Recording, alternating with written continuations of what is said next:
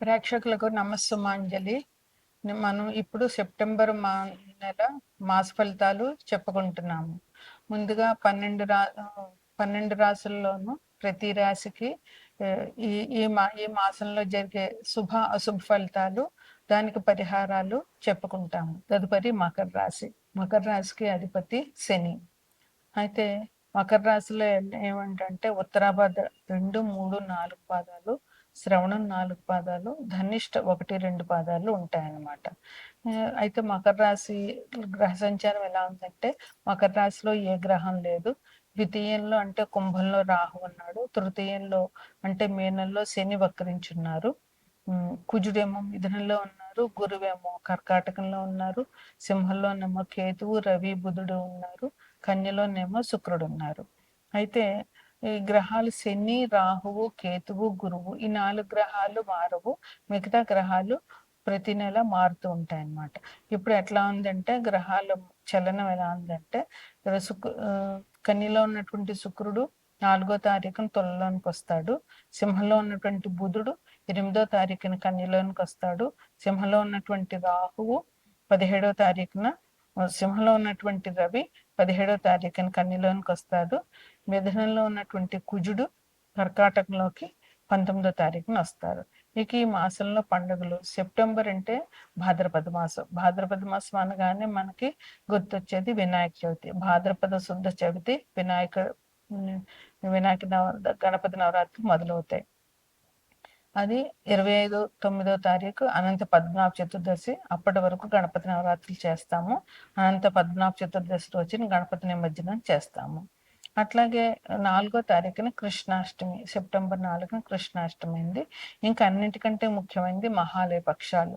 అది ఎప్పుడంటే 27/9 అంటే భాద్రపద పౌర్ణమి వెళ్ళిన పాడ్యం నుంచి, అంటే బహుళ పాడ్యం నుంచి అమావాస్య వరకు మహాలయ పక్షాలు అంటారు. అంటే ఇవి పెద్దలకి చేయాల్సినటువంటి పెద్దల కార్యక్రమాలు చేయాల్సినటువంటి రోజులు అనమాట. ప్రతి సంవత్సరం తల్లిదండ్రుల తిథి రోజుని కార్యక్రమం చేసినా సరే, ఈ మహాలయ పక్షాల్లో మళ్ళీ పెద్దలకి చెయ్యాలి. అసలు ఏమీ చేయని వాళ్ళు ఈ మహాలయ పక్షాల్లో తల్లిదండ్రులకి కార్యక్రమాలు చెయ్యాలి.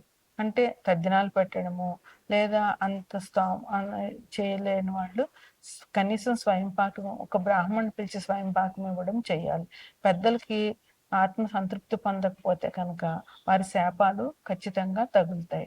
అంటే పెళ్ళిళ్ళు కాకపోవడము, ఉద్యోగాలు రాకపోవడము, లేదా ఇంట్లో అశాంతి, అనారోగ్యం, వీటి ఏది జరగక మానసికంగా ప్రశాంతత లేని కార్యక్రమాలు జరుగుతాయి.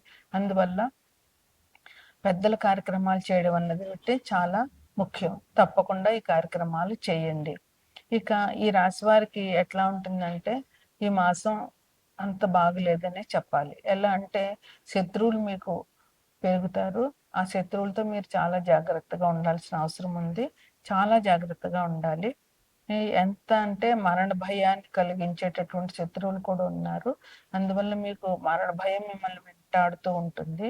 జాగ్రత్తగా ఉండండి. అనారోగ్యం కూడా వచ్చే సూచనలు ఉన్నాయి. అందువల్ల తగిన జాగ్రత్తలు తీసుకోవడం చాలా అవసరము. కంప్యూటర్స్ గేమ్స్ వల్ల కూడా ప్రమాదాలు పొంచున్నాయి ముఖ్యంగా. అందువల్ల దానిలోంచి ఆ కంప్యూటర్ గేమ్స్లో పెట్టుబడులు పెట్టి నష్టపోకుండా మీరు ముందే ఆలోచించి వాటిని ఆడకుండా ఉండడం చాలా మంచిది. బంధుమిత్రులు సహాయం చేస్తారు. వాళ్ళతో మీరు మంచిగా మెలగండి. అందువల్ల మీకు వాళ్ళది కనీసం మాట ధైర్యమైన వాళ్ళు మీకు ఇవ్వగలుగుతారు అన్నమాట. విద్యార్థులకి కూడా కొంచెం కష్టకాలమే. కష్టపడి చదివితేనే కానీ మీరు ఏమి ఫలితం సాధించలేరు ఈ మాసంలో. అందువల్ల చాలా కష్టం తప్పదు. వ్యాపారులకైతే చాలా గట్టి పోటీ ఉంది. మీకు ఈ కాంపిటీషన్ ఈ మాసంలో చాలా ఎక్కువగా ఉంటుంది. అందువల్ల మీరు చేసేటటువంటి వ్యాపారాన్ని బట్టి జాగ్రత్తగా ఉండి, ముందుగానే ప్రత్యర్థి ఏం చేస్తాడన్నది ఆలోచించి మీరు వ్యాపారాన్ని నడపడం చాలా అవసరం. ఉద్యోగస్తులకి నార్మల్గా ఉంటుంది. ఎటువంటి ఇబ్బందులు ఉండవు. కానీ జాగ్రత్త అనేటటువంటిది ఉద్యోగులకు కూడా అవసరమే. క్రీడాకారులకు కూడా పెద్ద లాభం ఏమీ లేదు. కష్టపడితేనే కానీ ఫలితం జరిగే అవకాశం లేదు. అందువల్ల కష్టం చాలా ఎక్కువగా ఉంటుంది. మీకు అన్నదమ్ములతోటి విరోధాలొచ్చే అవకాశం ఉంది కనుక, అన్నదమ్ములతో గొడవలు పెట్టుకోకండి. ఒకవేళ మీ సోదరులు ఏదన్నా ఒక మాటన్నా, మీరు సోదరుడే కదా అని ఊరుకోండి. నవ్వేసి వాళ్ళతో రెట్టించకుండా, గొడవలు పెట్టుకోకుండా ఉండండి. దానివల్ల అన్నదమ్ముల సంబంధాలు బాంధవ్యం నిలబడుతుంది. ఆ క్షణం మీరు ఊరుకుంటే కనుక సమస్య పరిష్కారం అక్కడే జరిగిపోతుంది. ఇంకా అశుభ వార్తలు వినే అవకాశాలున్నాయి. చాలా అవమానాలు ఎదుర్కోవాల్సొస్తుంది. అపనిందలు ఎదుర్కోవాల్సొస్తుంది. అందువల్ల ఈ రాశివారు ఈ మాసం అంతా కొంచెం జాగ్రత్తగా ఉండాలి.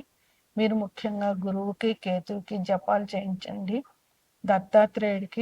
దత్తాత్రేయుడి గుడి అంటే దత్తాత్రేయుడు కానీ, సాయిబాబా కానీ, రాఘవేంద్ర స్వామి ఆలయం కానీ వెళ్ళండి. లక్ష్మీ ఆరాధన చెయ్యండి. ఇవి మీకు కొద్దిగా పరిహారాలుగా ఉపయోగపడతాయి.